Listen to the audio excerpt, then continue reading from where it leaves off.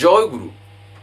আজকের আমরা এই ভিডিওতে যে টপিকটার উপর আলোচনা করতে চলেছি সেটি হলো শ্রী শ্রী ঠাকুরের বলা এমন একটি কথা, যেখানে দেখবেন আমরা জীবনে এমন কিছু কিছু অবস্থায় পড়ি যেখানে অনেকে আমাকে ভুল বোঝে, অনেকে আমি যা বলি সেটাই হয়তো বুঝতে পারে না, উল্টো আরও ভুল বোঝার পর সেখানে একটা সম্পর্কের মধ্যে যেমন বলতে পারেন এমন একটা পরিস্থিতি তৈরি হয়, সেখানে সেই সম্পর্কটাই হয়তো আর সেই রকম থাকে না যেমনটা ছিল।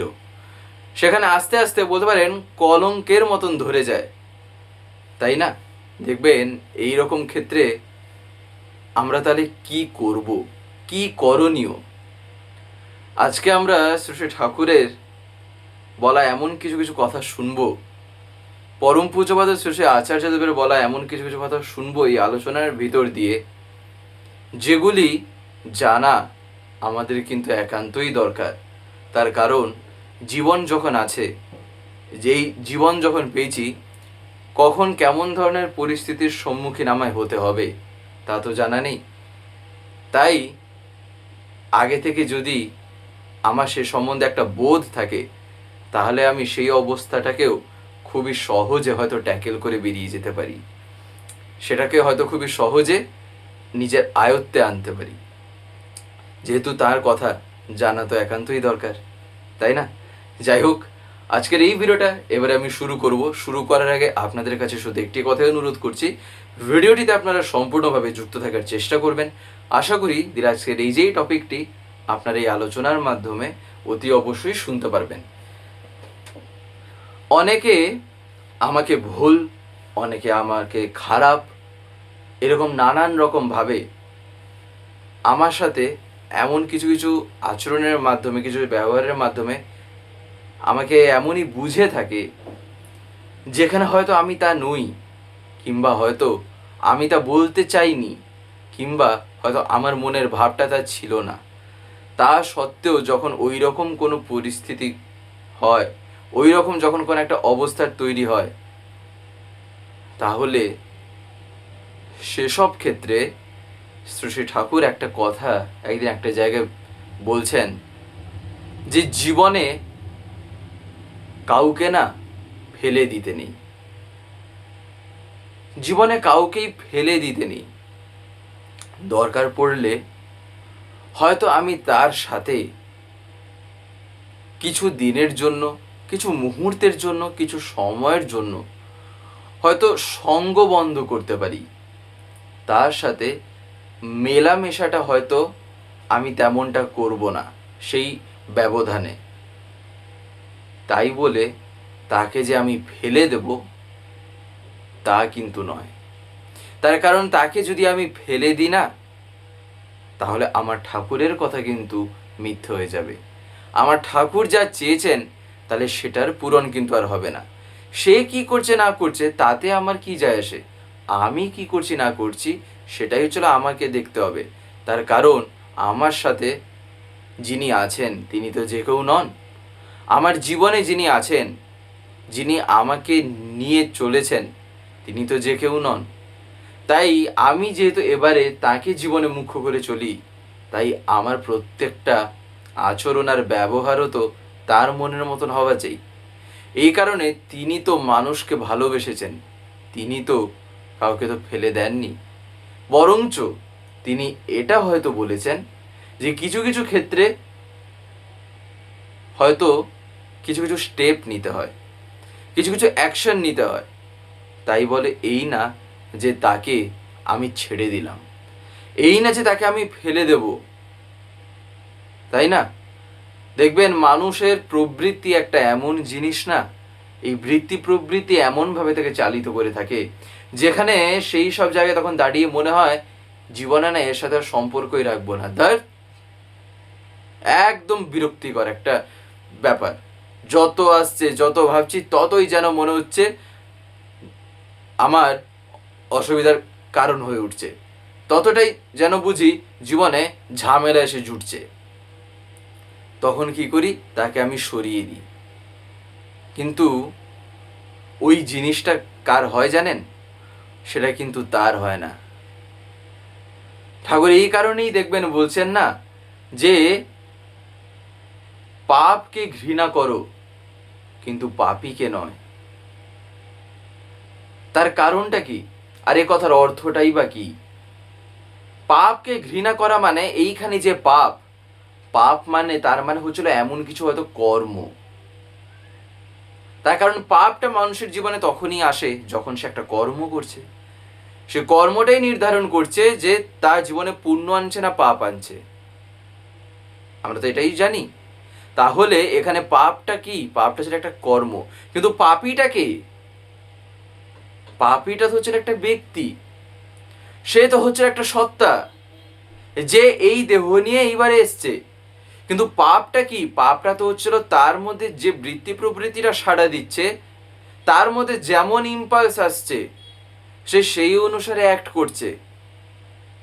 তাহলে পাপটা যে সে করতে চাইছে তার বাঁচার জন্য আর বাড়ার জন্য, তা কি? আদতে কিন্তু সে সেটা চায় না। সে যদি বুঝতে পারতো, সে যদি জানতো, তাহলে কি করতো? তাহলে কিন্তু হয়তো করতো না। যেমন আমরা যে কোনো ঘটনাতেই যদি দেখি, বিশেষ করে এই সব পাপ পুণ্যের ক্ষেত্রে যদি আমরা একটু লক্ষ্য করে দেখি, তাহলে দেখবেন যেমন রাবণের ক্ষেত্রে, রাবণ জীবনে তো এতই সাধনা করেছিল একটা সময়। রাবণের যখন সাধনা, সে সাধনা বলতে পারেন খুবই এমনই একটা ভাব নিয়ে সে করতো, যেখানে এমনকি শিব অর্থাৎ মহাদেব, এমনকি তিনিও তাকে বর দিতেন।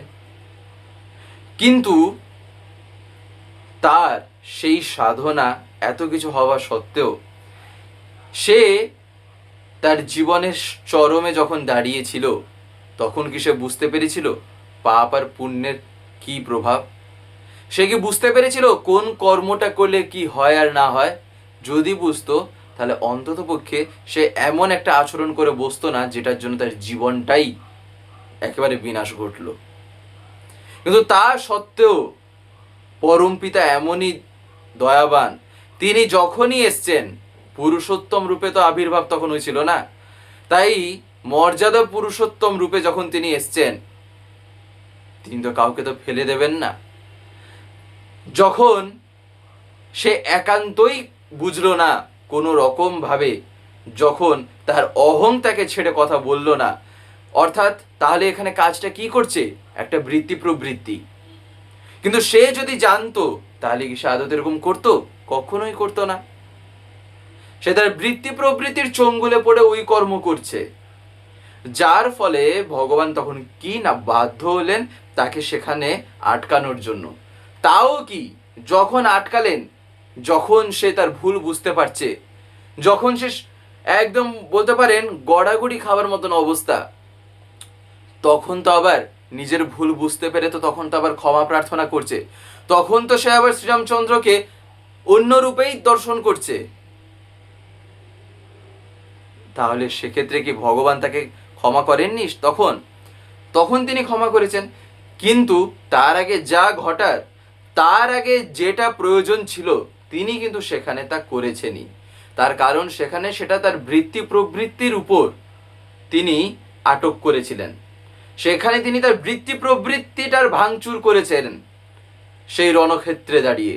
কিন্তু যখন সেই রণক্ষেত্রেই, যখন তার বলতে পারেন ইম্পালসটা যখন এমনভাবে সাড়া দিল, যখন সে বুঝলো যে আমি কার বিরুদ্ধে যে আমি যুদ্ধ করছি, আমি কার সাথে যে লড়াই করছি, আমি কোথায় যে ব্যবধানের সৃষ্টি করেছি, আর আমি যে তাকে বুঝতে পারিনি, তখন তো তাও তো তিনি ক্ষমা করেছিলেন।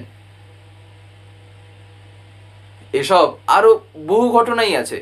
সেই সময় শ্রীরামচন্দ্র লক্ষণকেও যে কি বলেছিলেন, যে বলতে পারেন সেই অবস্থাতেও তিনি কিন্তু এমনভাবেই নিজেকে ধরা দিয়েছিলেন, যেখানে তিনি তা দেখিয়ে দিয়েছিলেন ঠাকুরের এই যে কথাটা, পাপকে ঘৃণা করো পাপীকে না। যার ফলে তিনি সেই অবস্থাতেও তিনি তার ভাইকে কিন্তু একটা আদেশ দিয়েছিলেন, যেটা লক্ষণ এমনকি করেছিলেনও। অথচ সেই করাটা কার মাধ্যমে হয়েছিল? সেই প্রাপ্তিটা রাবণের মাধ্যমে। তাহলে তিনি পাপীকে কি ঘৃণা করলেন? করলেন তো না, কিন্তু পাপকে ঘৃণা করলেন। যার ফলে এখান থেকে আমার জীবনে কি শিক্ষণীয়? এই কারণেই তো শ্রী ঠাকুর এইসব কথা বলেছেন। আরো বহু ঘটনাই আছে, বহু কথাই আছে। তাই শ্রী ঠাকুর যেটা বললেন তা কি না, জীবনে মানুষকে আপন করতে শেখো। মানুষ তার বৃত্তি প্রবৃত্তির আওতায় পড়ে কখন কি বলে, কখন কি করে তা বোঝা মুশকিল। সে তা নিজেও বুঝতে পারে না, কিন্তু জীবনে যখন ঠোকা খায় তখন হয়তো ঠিক তার মগজ আস্তে আস্তে ঘুরতে থাকে, তখন ঠিক বুঝবে। কিন্তু তুমি যদি সেই মুহূর্তে সতর্ক না থাকো এবং তুমি যদি অতিরিক্ত মাখামাখি অবস্থায় পৌঁছে যাও,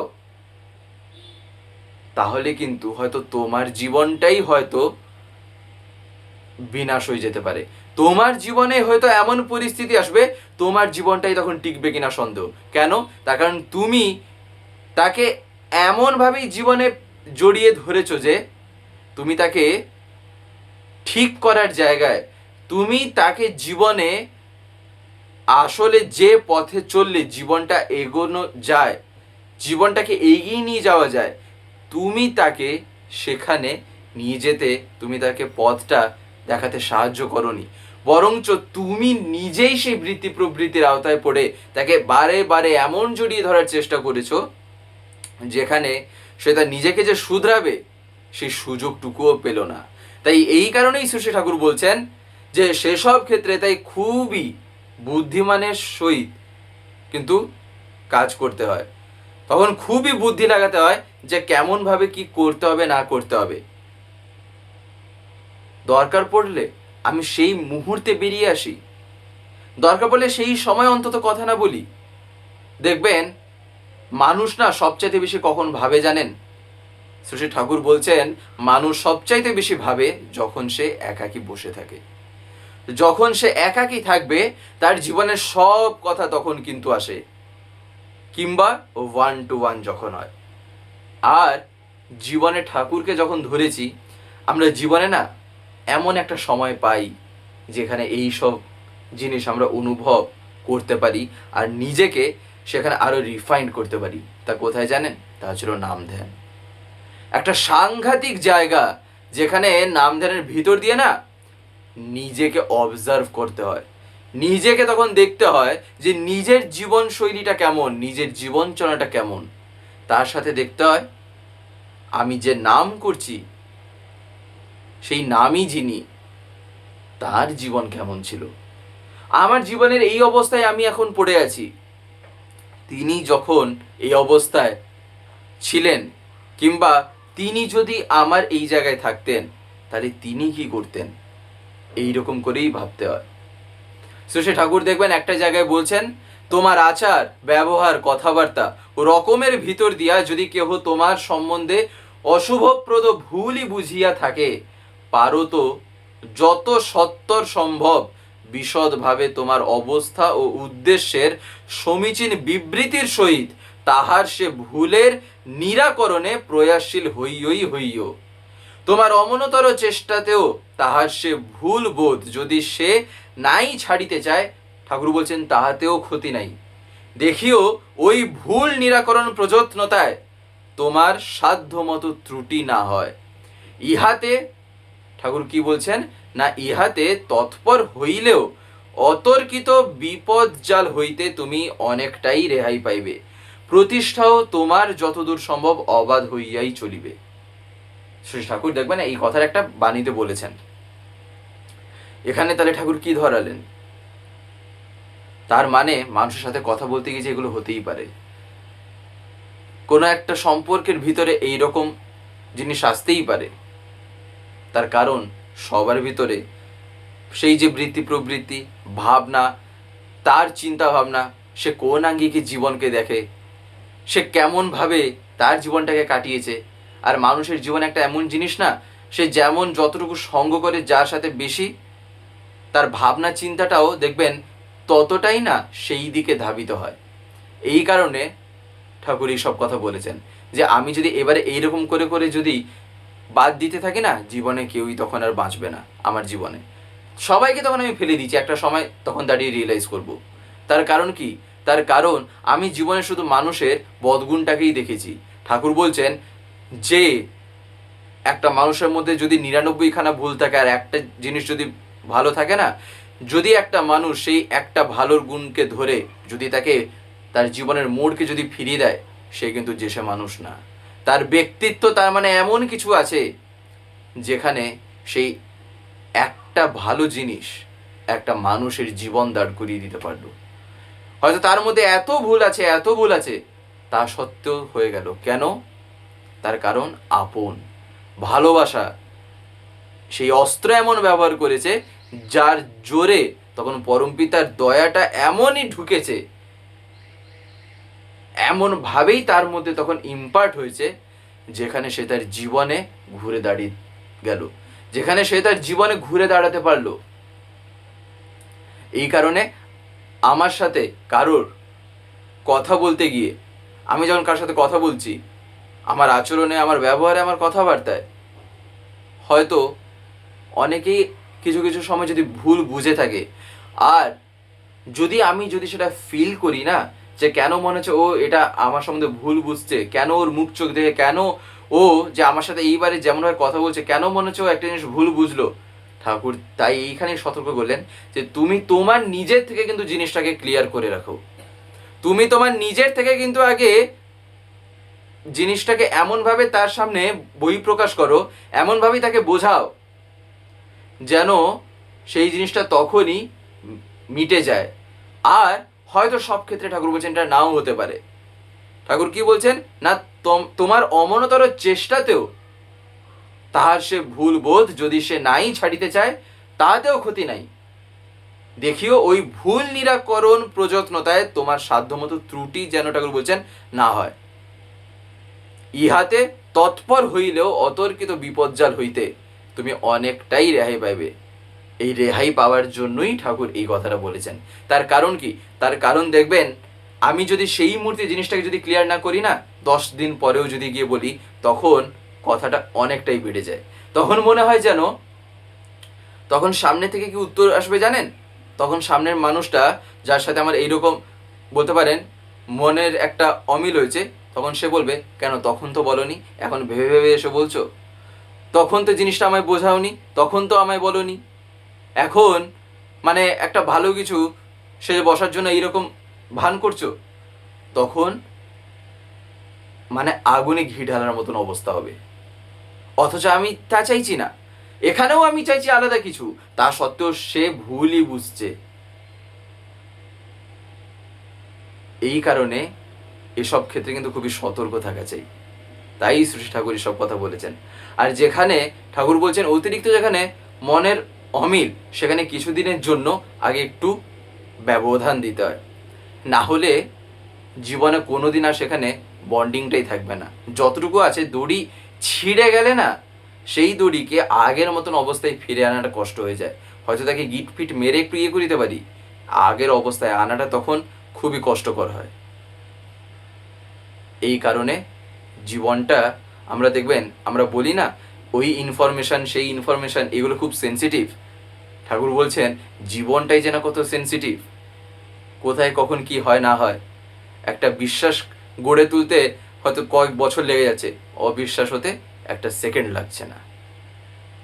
যাই হোক, আজকের এই ভিডিওটা আমি এখানেই শেষ করবো। শেষ করে আপনাদের কাছে একটি কথা বলবো, যদি আজকের এই ভিডিওটি আপনার ভালো লেগে থাকে তাহলে একটি লাইক করে দেবেন, সবারই তো শেয়ার করে দেবেন, কেমন লাগলো নিচে একটি কমেন্টে লিখে জানাবেন। আর যদি চ্যানেলটিকে কোনো সাবস্ক্রাইব করে না থাকেন তাহলে অতি অবশ্যই চ্যানেলটিকে সাবস্ক্রাইব করে পাশে বেল আইকন প্রেস করে অল করে রাখতে একেবারেই ভুলবেন না, আরও এরকম বিভিন্ন নতুন এবং ইন্টারেস্টিং ভিডিও সবার আগে পাওয়ার জন্য। জয় গুরু, বন্দে পুরুষোত্তম।